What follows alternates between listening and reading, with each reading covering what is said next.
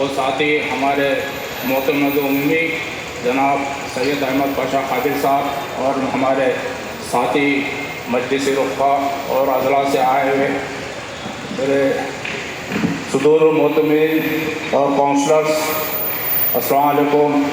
अभी आपने हमारे पाशा कादिर साहब से तफसीली बातचीत सुनी और हमको हिदायत हमारे सदर मोहतरम भी हमको देंगे कि अब आने वाले पंचायत और ज़िला परिषद के और म्यूनसिपाल्टीज़ के इलेक्शंस है, उसमें हमको किस तरीके से काम करना है वो हमारे सदर मोहतरम हम सब को हिदायत देंगे, उस पर हम सब काम करेंगे।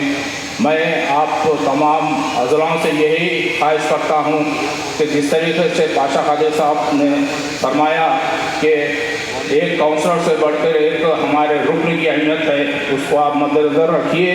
यकीनन मजलिस का वो सिपाही जो कारकुन है, ऐसे काउंसलर्स ऐसे चेयरमैन तो कई आते जाते हैं, मगर मजलिस का जो वर्कर रहता है वो वर्कर की अहमियत ये होती है कि हमारे जैसे चेयरमैन को और काउंसलर्स को उन्हें बनाते भी है, उतारते भी है।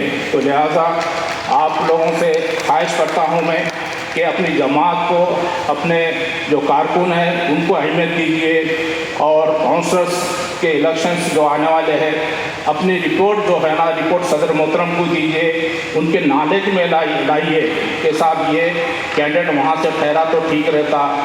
हमारी रिपोर्ट के बाद फिर सदर मोहतरम अपनी यहाँ की टीम को भिजाकर उसका सर्वे कराते हैं कि सही हमारा जो ज़िला का सदर है और वहाँ का सदर है रिपोर्ट जो दिए वो करेक्ट है या नहीं है। जिस तरीके से आप लोगों से मेरी ख्वाहिश है कि अज़ला में जो हमारे मुखालिफिन जो प्रोपेगेंडा करते हैं उसका खुलकर जवाब दीजिए मेहरबानी फरमाकर।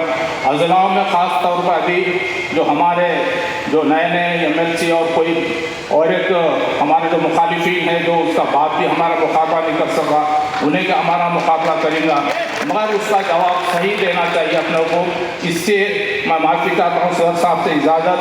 कुछ बड़ा मसला है तो आप लोग मगर जहाँ पर काउंटर देना है साथी दीजिए, क्योंकि उनको ये मालूम होना कि मजलिस के सिपाही हर ज़िले में है, हर टाउन में है बोलकर उनको मालूम होना चाहिए। जिस तरीके से जैनूर का है, मैं एक सीनियर होने के नाते हर एक ज़िले के लोग जो है ना मुझे कोई भी चीज़ है तो फॉरवर्ड कर देते हैं, वही मैसेज मैं सदर मोहतरम को फॉरवर्ड करता हूँ।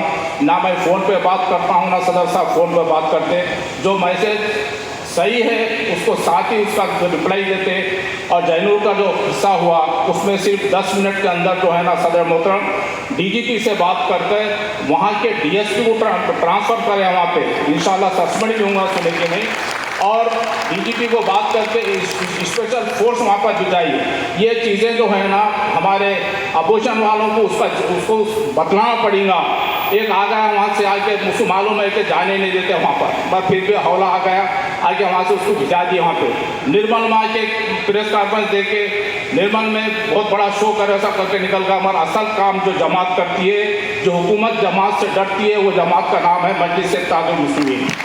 तो मेरी ख्वाहिश है आपसे कि आने वाले इलेक्शन में हमारी अहमियत क्या है अज़ला में, वो हुकूमत को बताना है। जहाँ भी सरपंचों का भी है, मैं तमाम मेरे भाइयों से गुजारिश करता हूँ कि ऐसे सरपंचों का और हमारे ज़िला परिषद और MPDC के, जैसा कि हमारे क्रिकेट में हमारे जहीर साहब ने एक वहाँ पर एक मंडल परिषद के इलेक्शन में वहाँ पे एक वोट की वजह से वहाँ पे मंडल परिषद का बना हमारा TRS का जब, तो एक आदमी मेहनत करा, एक आदमी वहाँ पर मेंबर बनने से वो जो है ना वहाँ, जबकि मैडम कविता मैडम सदर मोहतरम के पास आकर ये बोले कि असद भाई मुझे आपकी ज़रूरत है, तो ये अहमियत है हमारी जमात की। तो मेहरबानी करके एक आया तो गम नहीं है, मगर एक की अहमियत क्या है वो आपको इलेक्शन में हमारी जमात हमारे सदर साहब बताएंगे।